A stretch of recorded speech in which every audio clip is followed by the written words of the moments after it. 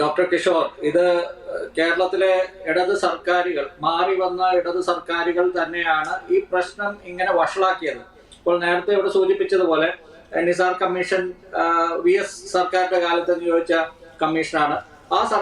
ആ കമ്മീഷനാണ് ഇത് വഖഫ് പ്രോപ്പർട്ടി ആണ് എന്ന് പറഞ്ഞ് ആദ്യം തന്നെ ഇതിൽ വഖഫിനെ കൊണ്ടുവരുന്നത്. അതുവരെ വഖഫിന് ഈ ലാൻഡിൽ ക്ലെയിം ഇല്ലായിരുന്നു. വഖഫ് ബോർഡ് തന്നെ ഇത് ക്ലെയിം ചെയ്തിട്ടില്ല. അതിനുശേഷമാണ് ഈ പ്രശ്നങ്ങളെല്ലാം ഉണ്ടാകുന്നത്. പിന്നെ 2016 ശേഷമുള്ള പിണറായി വിജയൻ സർക്കാരിന്റെ കാലത്ത്, ഉമ്മൻചാണ്ടിയുടെ സർക്കാരിന്റെ കാലത്ത് ഇത് ആ ഒരു നിസാർ കമ്മീഷന്റെ കണ്ടെത്തലിന് ശേഷവും അവിടെ ആക്ടിവിറ്റി ഒന്നും നടന്നില്ല. അതിനുശേഷം ഹൈക്കോടതിയിലെത്തുന്നു, ട്രിബ്യൂണലിലെത്തുന്നു.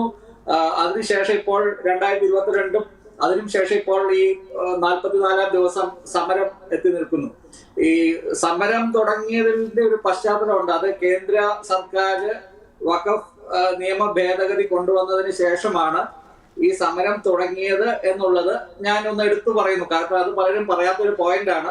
അത് നമ്മൾ കാണണം. അതിൽ ഞാൻ സമരത്തിലിരിക്കുന്ന ആൾക്കാരെ ഒരു തരത്തിലും കുറ്റം പറയില്ല. അവർക്ക് അവരുടെ റവന്യൂ ഭൂമി അവർ പൈസ കൊടുത്ത് വാങ്ങിച്ച, അല്ലെങ്കിൽ അവരല്ലെങ്കിൽ അവരുടെ പിതാക്കന്മാരും അവരുടെ കുടുംബ അംഗങ്ങളും പൈസ കൊടുത്ത് വാങ്ങിച്ച ഭൂമിയിൽ എല്ലാ അവകാശവുമുണ്ട്. അത് ആരും ചോദ്യം ചെയ്യാൻ പാടില്ല.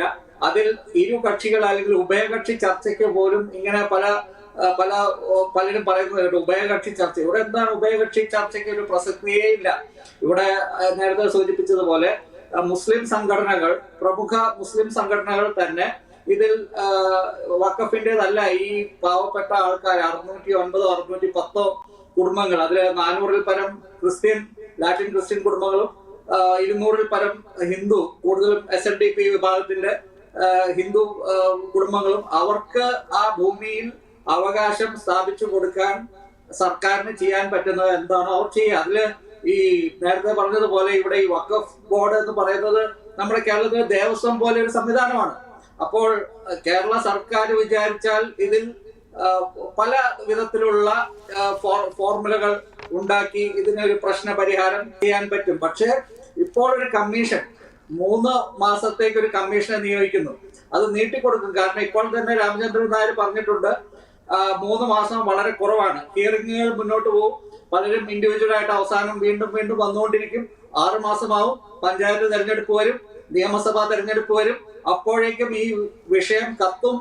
ഇപ്പോൾ തന്നെ ക്രിസ്ത്യൻ വിഭാഗങ്ങളിൽ ഒരു സീറോ മലബാർ സഭയുടെ കോട്ടയത്തും പത്തനംതിട്ടയിലും ഒക്കെയുള്ള, അല്ലെങ്കിൽ എറണാകുളം ജില്ല ഉൾപ്പെടെ, ഇടുക്കി ജില്ല ഉൾപ്പെടെ ക്രൈസ്തവരിൽ ഒരു വിഭാഗം BJPക്ക് വോട്ട് ചെയ്യാം എന്നൊരു മനസ്ഥിതിയിലെത്തിയിരിക്കുന്നു. അത് സീറോ മലബാർ സഭയാണ്. പക്ഷെ ഇവിടെ ലത്തീൻ സഭ ഒന്നടങ്കം ഇപ്പോഴും കോൺഗ്രസിന് വോട്ട് ചെയ്യുന്നു. ആ വോട്ട് സ്പ്ലിറ്റ് ചെയ്താൽ ഇവിടെ അതിന്റെ ലാഭം BJPക്ക് ഭരണത്തിൽ എന്തായാലും എത്താൻ പറ്റില്ല. അപ്പോൾ ആ ലാഭം CPMന് കൊയ്യാം. ഒരു 3ാം പിണറായി സർക്കാരിന് പറ്റിയ അതായത്